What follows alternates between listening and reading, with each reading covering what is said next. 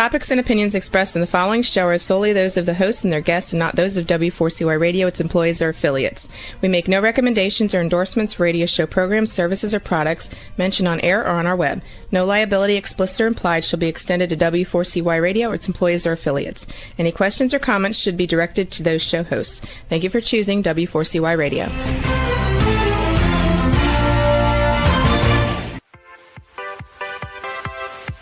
Welcome to the Ask Good Questions podcast, broadcasting live every Wednesday, 6 p.m. Eastern Time on W4CY Radio at W4CY.com. This week and every week, we will reach for a higher purpose in money and life, as well as a focus on health and wellness. Now, let's join your host, Benita Bell-Andersen, as together we start with Asking Good Questions.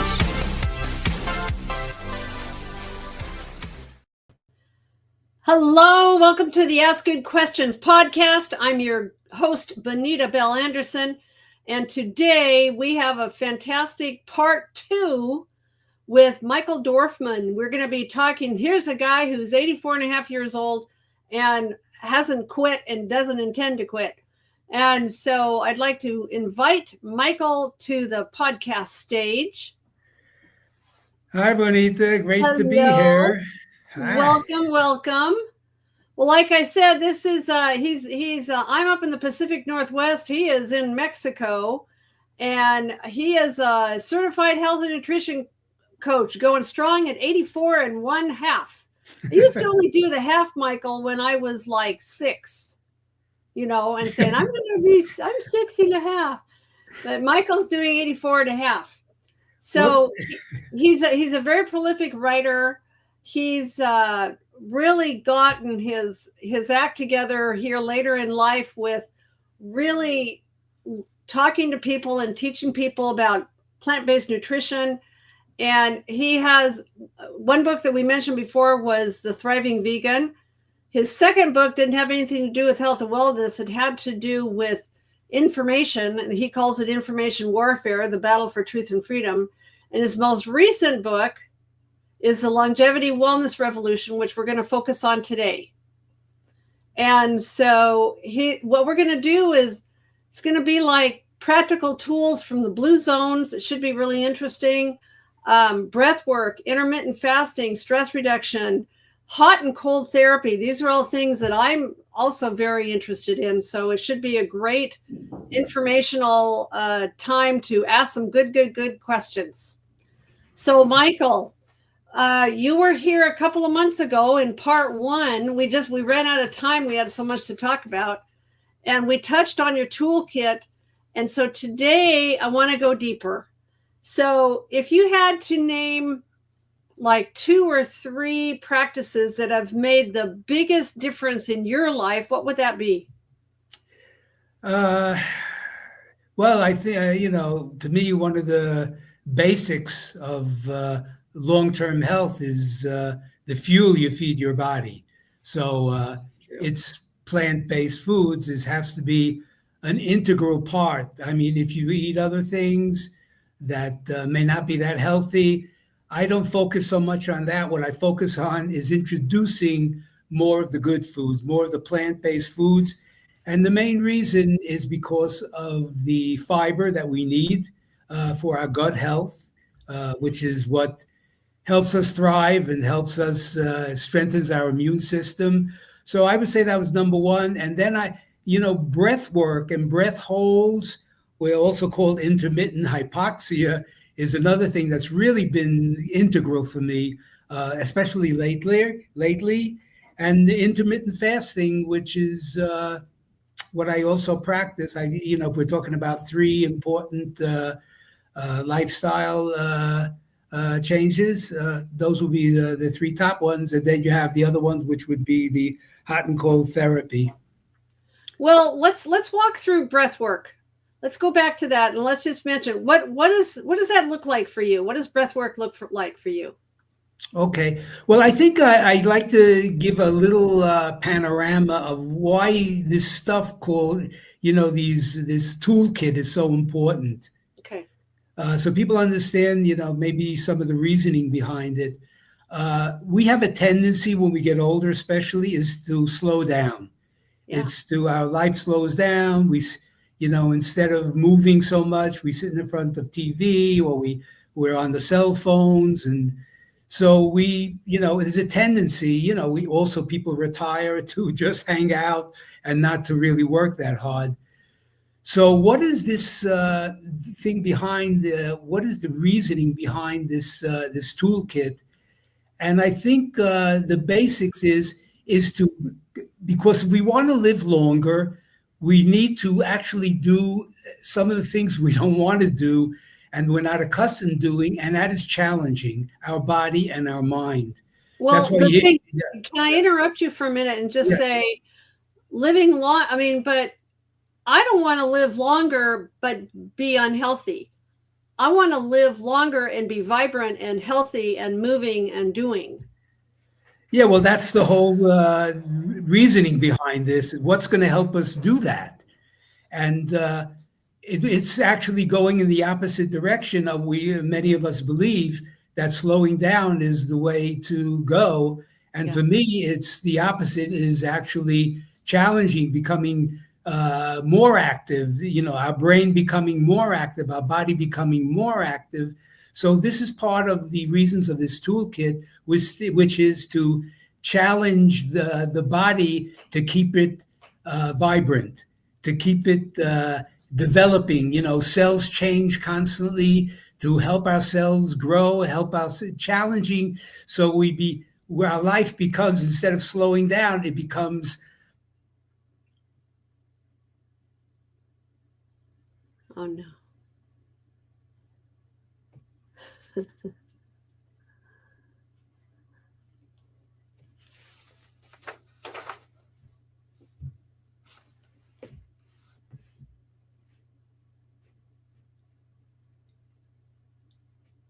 Oh no. I think we've frozen.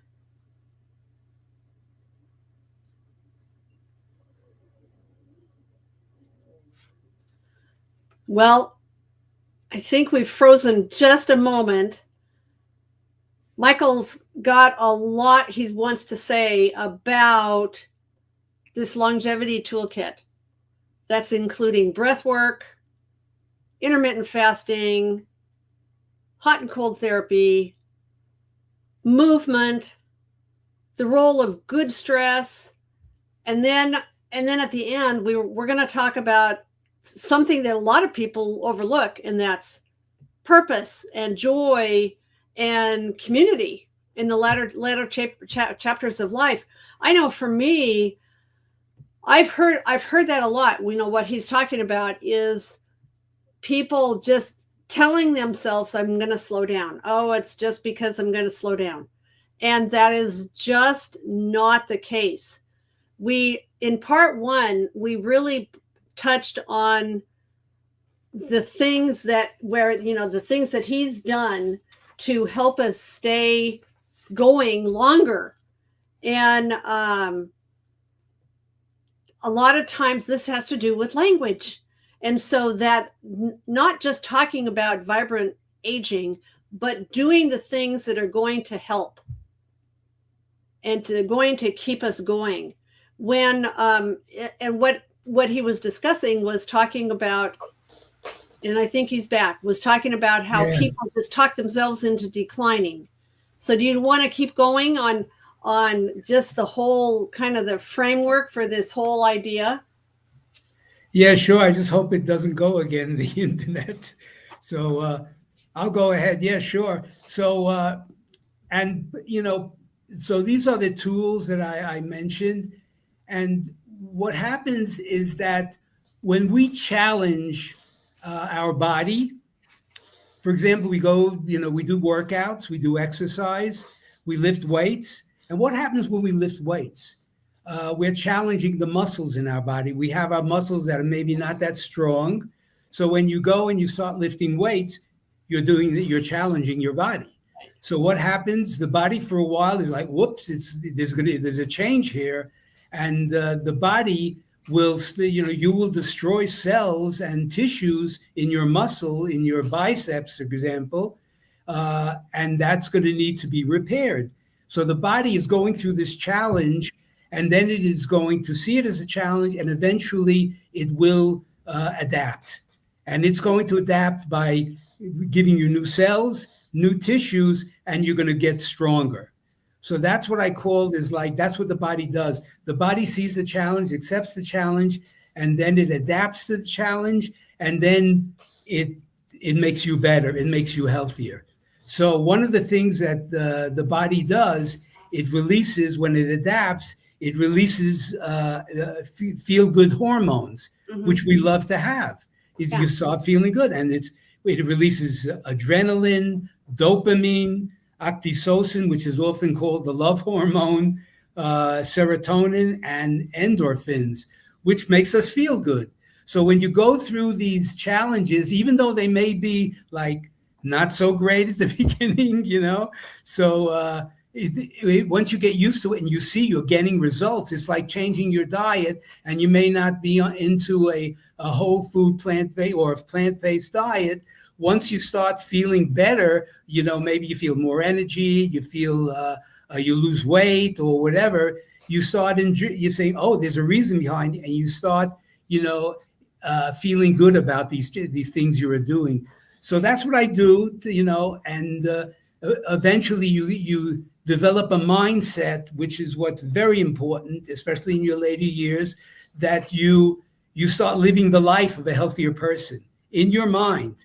Right. And then it becomes normal for you. So it's like when you said, 84 and a half, and you said you're 6-year-old and you said 6.5, or when you're 10 years old, oh, I can't wait to be 18 or whatever like that. So that's why I use the thing 84. I can't wait to be 85, so I'm 84 and a half. So the thing with breath work, which you mentioned, breath work, there's two parts to it. And one of the parts is the breath work that I use to calm down, especially when I'm getting close to sleeping, the time to rest, because the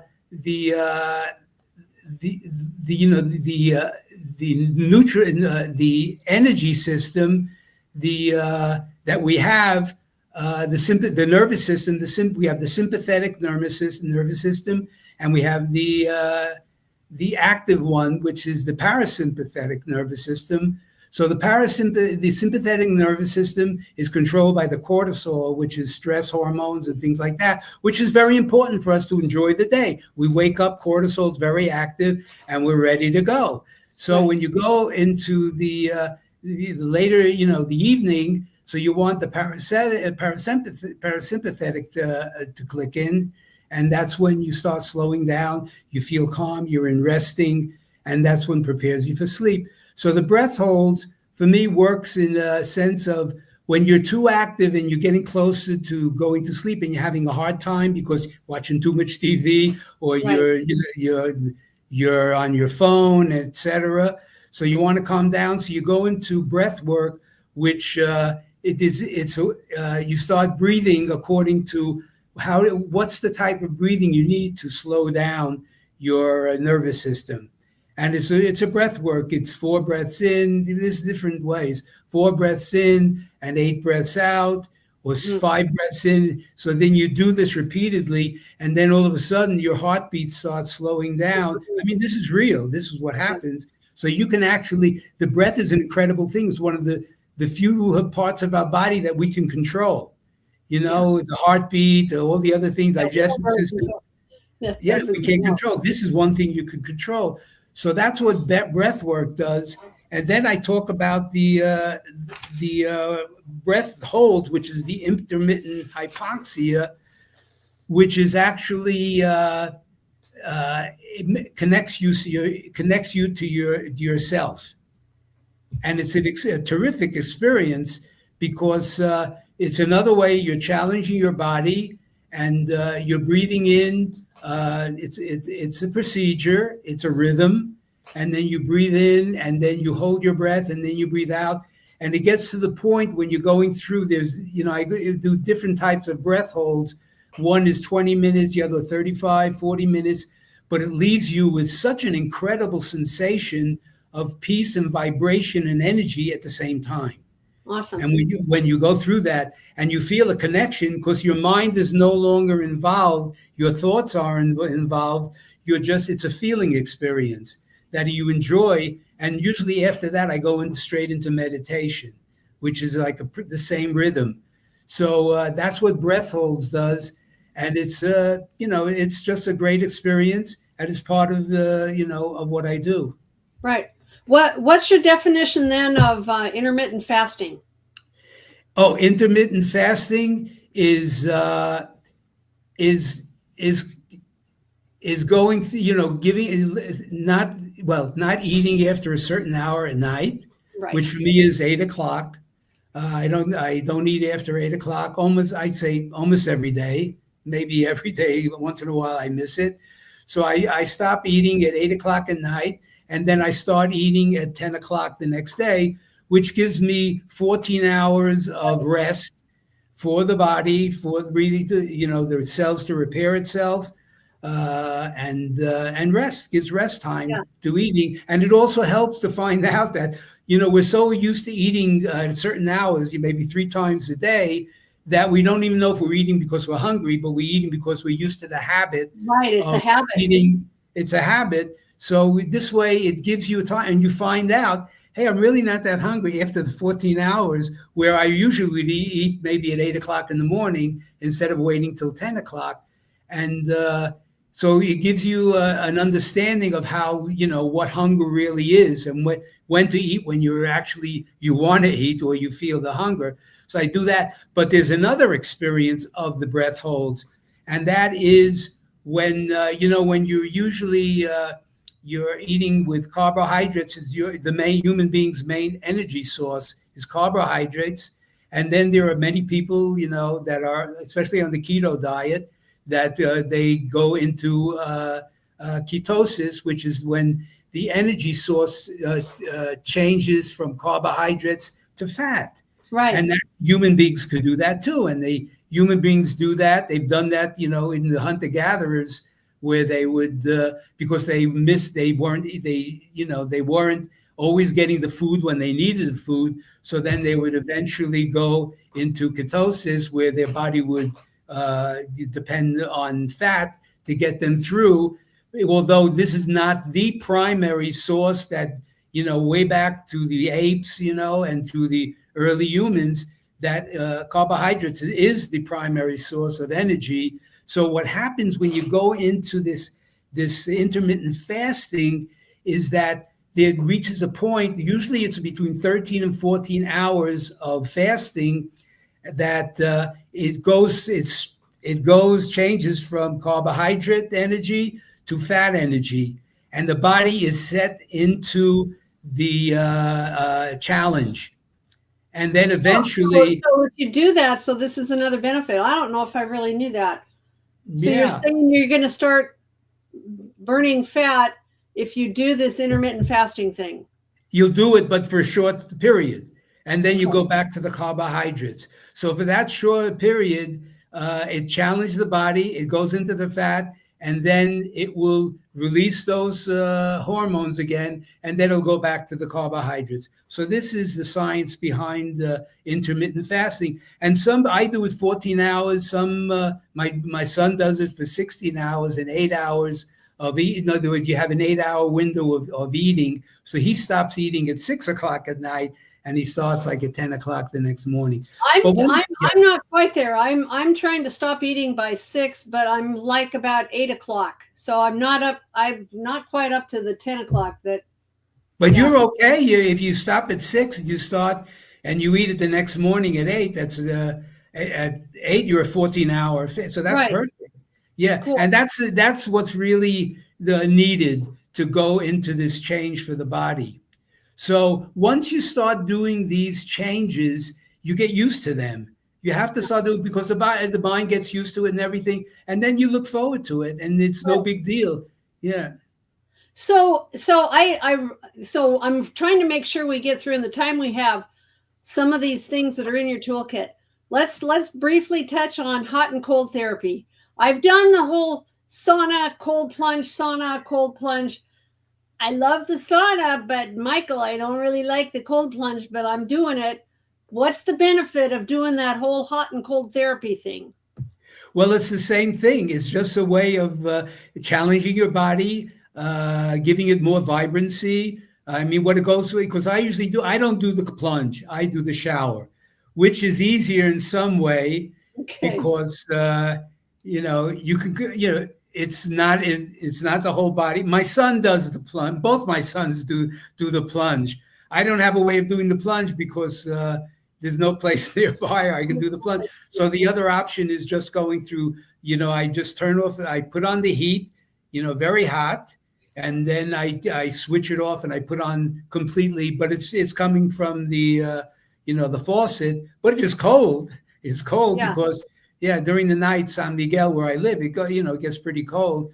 So it's okay for me. But it was very difficult for me. And it's difficult. I think plunging may be the most difficult people accept because it's so uncomfortable. I sit there and sing and everything. I'm just like, I can't believe I'm doing this. I can't believe I'm doing this while I'm sitting there in that cold plunge.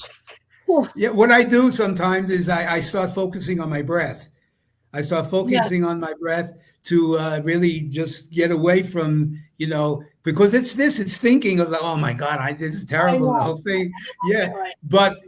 But once you get into it and once you start doing, and I find out, and I don't know if you experience this, that once you start, and after about a minute or so, your body starts adjusting to it and it doesn't feel that cold anymore. So you have to go through the first part. And it's the same thing with the showers. You go through the first part, this first, half a minute, and then finally it's like, and then you could be there for quite a while if you want. My son, the one who does it, he's in another part of Mexico. He could stay in the water for like 10, 15 minutes, in the plunge. And then he's just, it's like it is, because he's so used to it. But but it's getting used to it, and it's challenged. But that's the whole thing, is like we don't want to be challenged, and we need to be challenged to keep our body vibrant, and we can thrive more, and it increases energy. The same thing when you get out of the cold, it's like there's a vibrancy there, and the same thing happens with the breath holds. There's such an energy and the vibrancy that it feels good, and it's worth it, I could tell you that when I've done a session of sauna and cold plunge, I feel great afterwards. I'm so happy I've done it afterwards, right? So let's move on to movement. What do you think meaningful movement looks like for somebody that's past 60, 70s, 80s? What do you think? Well, I'll tell you what I do is I play pickleball almost 3 to 4 times a week. Mm-hmm. That is so fantastic. I really love it because it challenges all parts of your body. It's like, and because it's a game and it's a competition. You don't even care. You just do it because you're in the game. So it's not really something that it's no big. I'll go through it.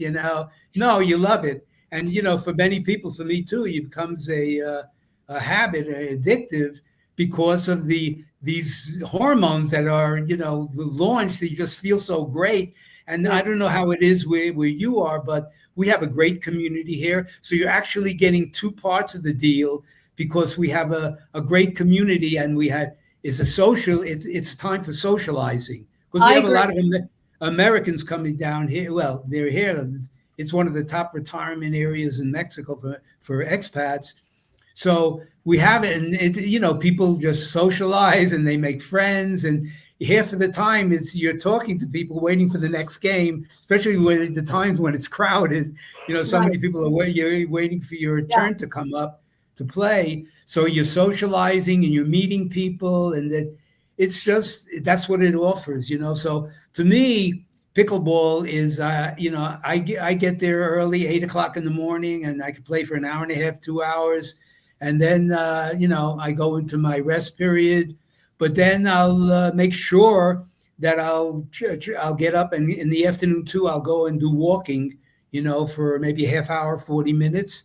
And during the day, because I have a tendency to, go on the podcast and sit around. I write my articles. And I just remember sometimes I have an alarm, which I get on the internet, that says, okay, half hour is over, you get up. So I get up and move around for 5 or 10 minutes. Great. Yeah.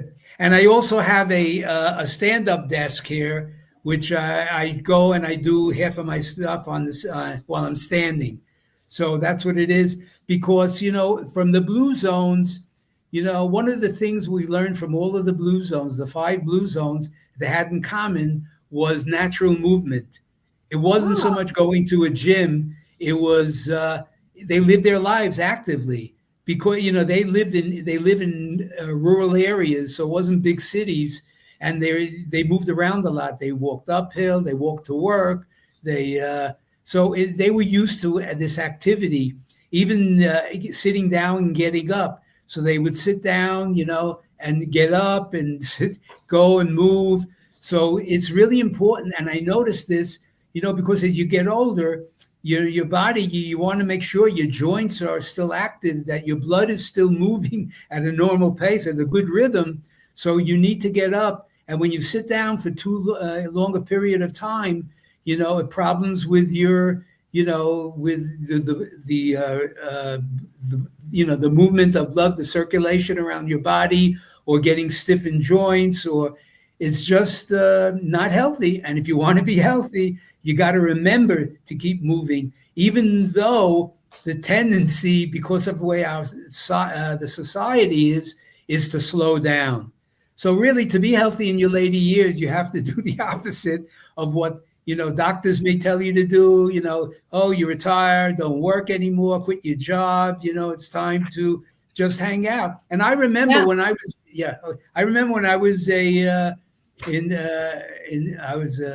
in my 20s or late. I was a late teenager. I was at university. I used to go down from New York because I'm from Brooklyn. I don't know if my accent gives it away. So we used to go down. We used to go down to Miami Beach during the winter for a couple of weeks. And I remember the people sitting around there on the small, hotels along the beach, and they would sit and sit and sit. And then it's really, an image that I have from those times. They would just sit and look and talk. So it wasn't that way of life, but that's what thriving is. And when you can really thrive in your 80s and 90s, it's a whole new era of your life. It's a whole new state. That's why I call it the 5th stage of life, when you can actually thrive from 80s on. Yeah. Well, we all know the word distress, but you've described good stress or eustress. Did I say that right? Eustress? Yeah, eustress is the right word. It actually needs, right? What is that? Something that the body actually needs. Yeah, well, this is what I'm talking about, short-term stress. And short-term stress, to bring up another reason why it's so important, is that we are in stress a lot, because of life itself. Whether it's our relationships, our economic situation, getting worried about what's happening in the world, it's and what's happening in the economy.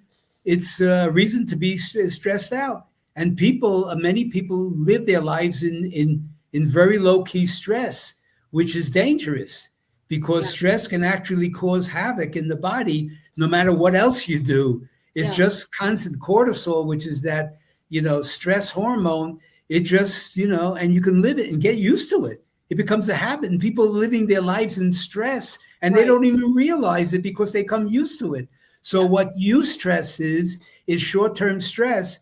And it's this book that was written by, it's called The Stress Paradox. Short-term stress is healthier than even, than almost anything you can do, because it prepares you to deal with life stress.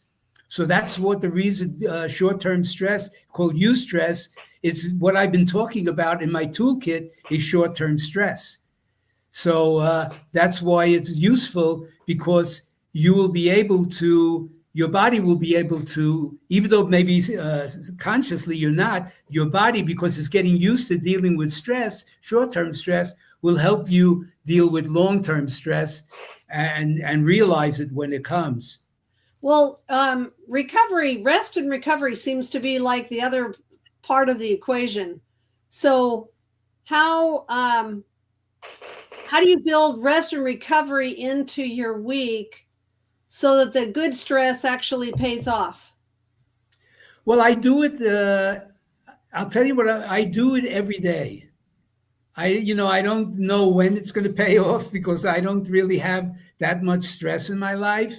And when I do, if, for example, if I feel like I'm thinking too much at night, or even I get up during the night, it's like, why am I thinking about this stupid thing? I can't go to sleep. I can't go to sleep. So what I'll do is I'll use the breath work, and I'll just do it, and I'll see, and I'll just say, okay. And I know that if I'm thinking too much during the night and I can't fall asleep, like my pulse is going to be more rapid, because that's what the cortisol is doing this. The stress hormone is doing this. So I'll know that this is happening. So what I'll do is I'll go through some breath work, and I'll go through either the 4 in, 8 out, and then eventually what happens is that when you do it after 5 minutes or maybe even longer, you're all of a sudden focusing on your breath. You're not focusing on the thought anymore. And then once you get into it, all of a sudden everything calms down. You're no longer in that, because it's the thought that's causing you not to sleep. And the cortisol is turned on, and it keeps it going. And then you want to find, well, what can I do to turn things around? Right. I don't want to, so that's what they do. That's what I do to turn it around, is go through the breath work. That's what happens. Because I think sleep is like another one of the legs of this is, wow, protecting and improving sleep becomes more and more and more important.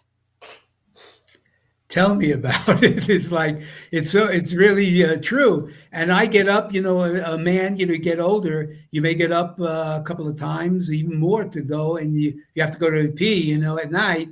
So, and then you want to come back and you want to make sure you're going to continue to sleep, but sometimes that doesn't happen. So every time you get up, when you get up to go to the bathroom, coming back, you want to make sure you can go back and then go into the same, because you were sleeping very well, but you have to get up to, to go. I don't know why I brought up this subject, but I did. So anyway, because it's mine. So, but this is, part of it. So, but yeah, this is very important. And that's why it's important going to bed at night, getting close, what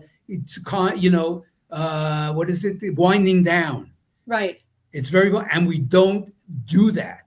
We end up, watching series, of, these violent series where people are killing each other. I think that helps.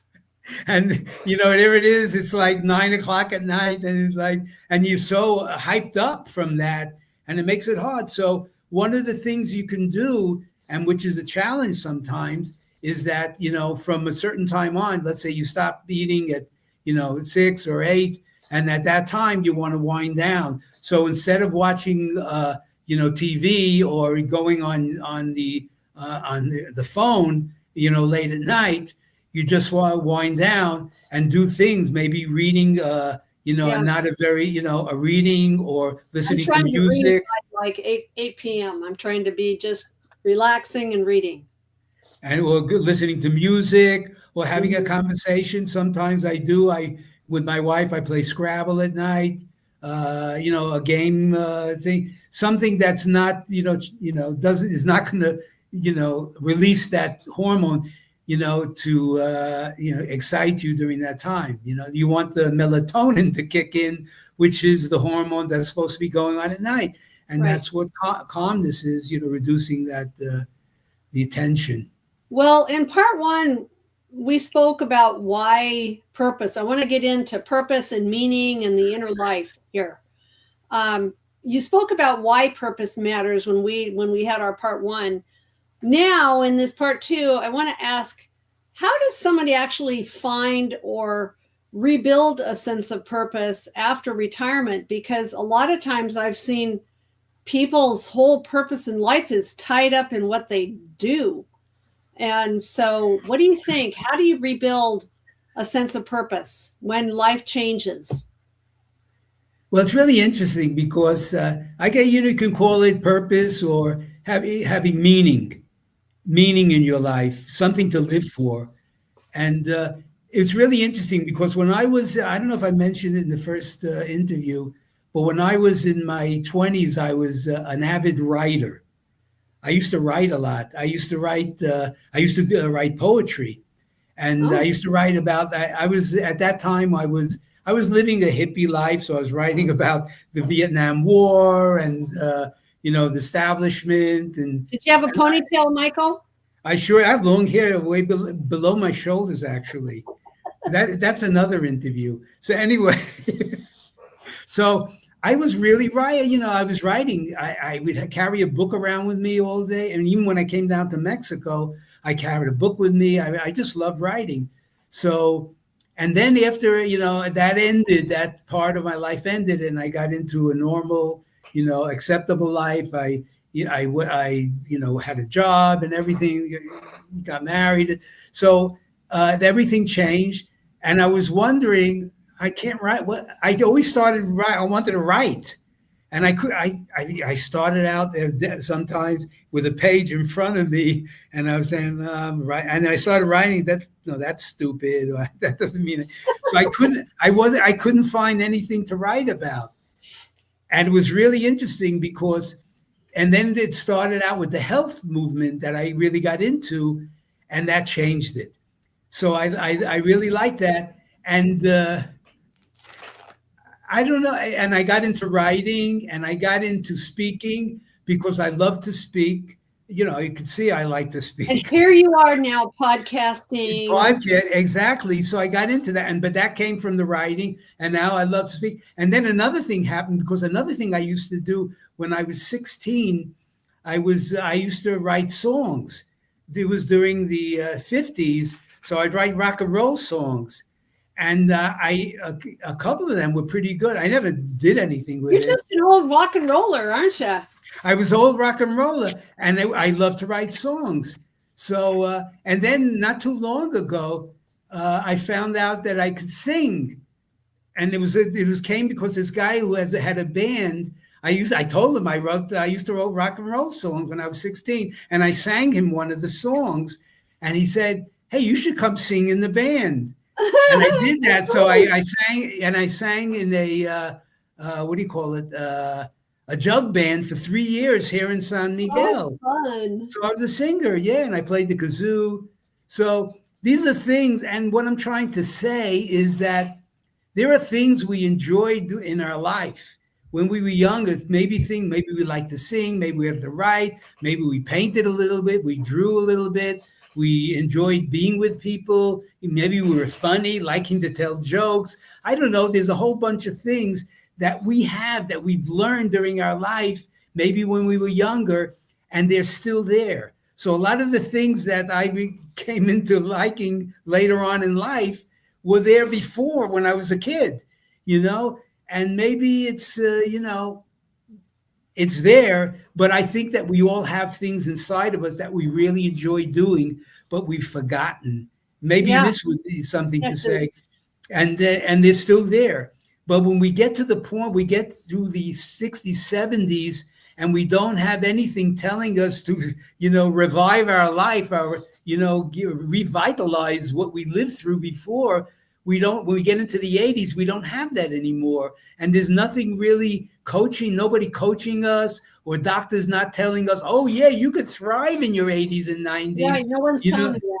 Yeah, so, that's why we have to do it ourselves. That's we have to take responsibility to live that life again so that we can enjoy our 80s as much as we enjoyed our, 30s, 40s, 20s, whatever. Well, I've what's interesting is I've done a few podcast episodes on travel and living overseas and things like that. And here you are, you've built a life in Mexico. And how much of healthy aging do you think comes down to where and how we choose to live? Yeah, well, I think a lot of it, I've been living in Mexico for a total of about 53 years. Wow. So I used to go back, my parents, when they were alive, they lived in Florida. I used to go back and visit.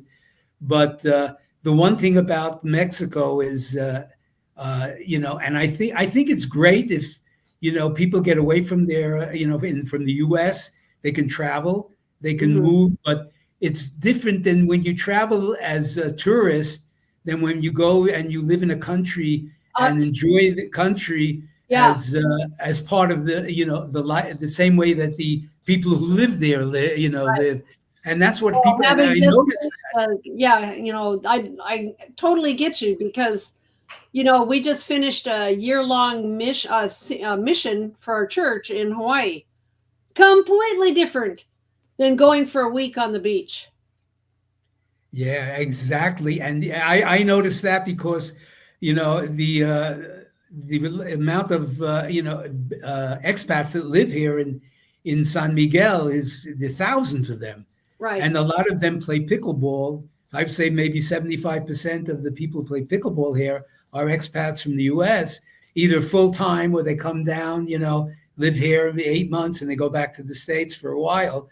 But it's amazing how they say, oh, it is such a difference being here in Mexico, because it's just a different lifestyle. And just that change, it's not as stressful as the U.S. You can live on less money. It's just different. The Mexican people are so, they're so warm, and I think that's the way in many parts of the world people find, hey, the people are so warm over here. They really don't care what you believe or, what religion you are, what color you are. This is the way it is here. Everybody's pretty much, dealt with in the same way. Well, if one of our listeners is inspired by you to redesign their daily life, right, for vitality and longevity, and they want to do that now, what's the first thing you'd tell them to change? Or what would be the first thing for them to look at if they're going, dang it, he's really inspiring me. What would be the first thing that they should look at? I think the most important thing for me is the fuel you give your body. And I think that's the most important, because that's where it's a challenge for people, because the most popular diet in the U.S. right now, and in the West in general, here in Mexico equally, is the keto diet, which is based on animal products and some fruits, some vegetables. But I'm not here to tell people what not to eat, which a lot of people do. I did that in my first book, Thriving Vegan, because I said you got to be 100% plant-based, whole food plant-based. But I'm not into that much. I think the most important thing for people is to understand the importance of fiber. Because if you understand the importance of having a healthy gut, the microbes in our gut, the amount of importance the microbes in our gut have upon our overall health, and how it affects the inflammation in our body, and the chronic inflammation in our body when we don't have a healthy gut. So fiber is the most important food. It is the food that our good microbes, the good bacteria in our body, love to eat. Right. And they will transform that into short-term fatty acids, which will help our body thrive.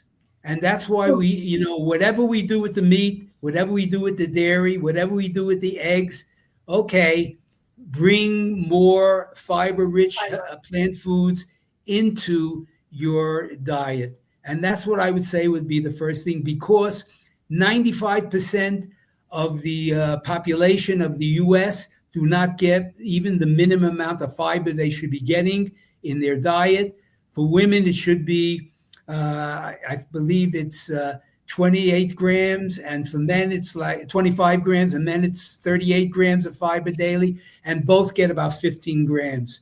So, and the idea that, our ancestors, the hunter-gatherers, didn't get fiber and they lived off of fat has lately been proven to be wrong because of the study of the poop that they had fossilized from those time. Okay. And they found out that they ate a lot more fiber from the things they got from the ground, whether it's the tubers, the plants. Sure. They ate that, and they did eat animals, it's true. But the animals they ate were wild animals, very little fat.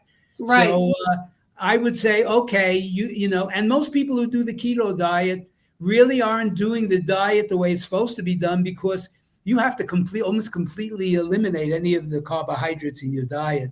So forget about that. And it's obvious you get enough proteins from the plants. I get enough proteins. The animals that are, live off of plants, whether it's the elephants and the gorillas and the hippopotamus and the rhinoceros, and they all get all from plants. So we get enough from plants, and especially from the other nutrients. There's no problem with that. Get more fiber in your diet. So I think once you start getting a little bit success with that, a little bit, making little changes, eating a little bit more, maybe more salad in your daily nutrition, or eating, I eat a lot of oatmeal in the morning, and just introduce that. People love, hummus and, yeah. Michael, we are out of time. Okay. Can you believe it? Well, I think we've asked a lot of good questions about rethinking health and aging and longevity, and hopefully that there's a flyer on my website about Michael. I'm redoing it so that both the information from part 1 and part 2 is on that flyer, but you can go check out his books and take a look at what he's trying to teach people about, because it's certainly working for him. And I think that the principles that he's teaching are incredibly valuable. So with that, Michael, we'll bid you adieu. Go have some fun playing pickleball. Thank you very much. I will, but not until tomorrow morning. Oh, okay. All right. So anyway, we hope that you've gained a lot from today's session. Thank you so much for joining us on the Ask Good Questions podcast. We will see you next time.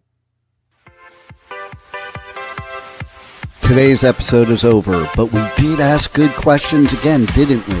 Don't miss out as we broadcast live every Wednesday, 6 p.m. Eastern Time on W4CY Radio at W4CY.com. Join Benita Bell-Andersen next week for more conversations with experts on finances, retirement, behavioral finance issues, health and wellness, and more.